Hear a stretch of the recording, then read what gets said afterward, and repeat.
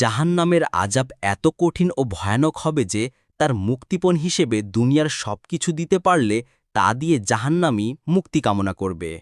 মহান আল্লাহ বলেন, ইন্নাল্লাযীনা কাফারু লাউ আন্না লাহুম মা ফিল আরদি জামিআন ওয়া মিসলাহু মাআহু লিয়াফতাদু বিহি মিন আযাবি ইয়াউমিল কিয়ামাতি মা তুকুব্বিলা মিনহুম ওয়া লাহুম আযাবুন আলীম।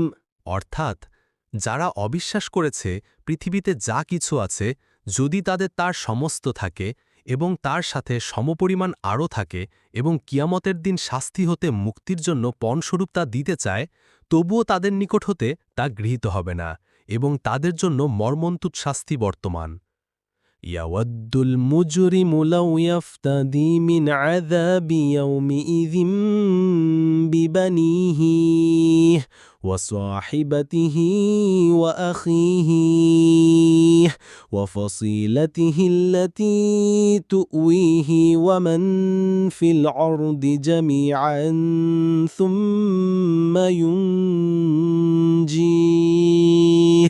অর্থাৎ অপরাধী সেই দিনে শাস্তির বদলে দিতে চাইবে নিজ সন্তান-সন্ততিকে, তার স্ত্রী ও ভাইকে, তার জ্ঞাতিগোষ্ঠীকে যারা তাকে আশ্রয় দিত, এবং পৃথিবীর সকলকে যাতে এই মুক্তিপণ তাকে মুক্তি দেয়। মহানবী সাল্লাল্লাহু আলাইহি ওয়াসাল্লাম বলেন, জাহান্নামের সবচেয়ে কম আযাবের একটা লোককে আল্লাহ তাবারাকা ওয়া তাআলা জিজ্ঞাসা করবেন, তোমার যদি দুনিয়া ও তন্মধ্যস্থিত সবকিছু হতো তাহলে মুক্তিপণ হিসাবে তা দিয়ে কি মুক্তি নিতে? সে বলবে, হ্যাঁ।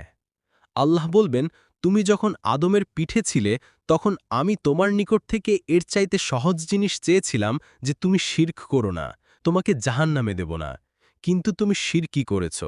বুখারী, মুসলিম। জান্নাতের অবর্ণনীয় সুখ দেখে জান্নাতি যেমন দুনিয়ার সকল দুঃখ ব্যথা ভুলে যাবে, তেমনি জাহান্নামের কঠিন আযাব দেখে জাহান্নামী দুনিয়ার সকল সুখ স্বাচ্ছন্দ্য বিস্মৃত হবে। রাসূলুল্লাহ সাল্লাল্লাহু আলাইহি ওয়াসাল্লাম বলেছেন, কিয়ামতের দিন জাহান্নামীদের মধ্যে হতে এমন এক ব্যক্তিকে নিয়ে আসা হবে যে দুনিয়ার সবচেয়ে সুখী ও বিলাসী ছিল। অতঃপর তাকে জাহান্নামে একবার মাত্র চুবানো হবে, তারপর তাকে বলা হবে, হে আদম সন্তান, তুমি কি কখনো ভালো জিনিস দেখেছ? তোমার নিকটে কি কখনো সুখ সামগ্রী এসেছে? সে বলবে, না, আল্লাহর কসম, হে প্রভু। আর জান্নাতীদের মধ্য হতে এমন এক ব্যক্তিকে নিয়ে আসা হবে যে দুনিয়ার সবচেয়ে দুঃখী ও অভাবী ছিল, তাকে জান্নাতে মাত্র একবার চুবানোর পর বলা হবে, হে আদম সন্তান, তুমি কি দুনিয়াতে কখনো কষ্ট দেখেছ? তোমার উপরে কি কখনো বিপদ গেছে? সে বলবে, না, আল্লাহর কসম, আমার উপর কোনো দিন কষ্ট আসেনি এবং আমি কখনো কোনো বিপদও দেখিনি।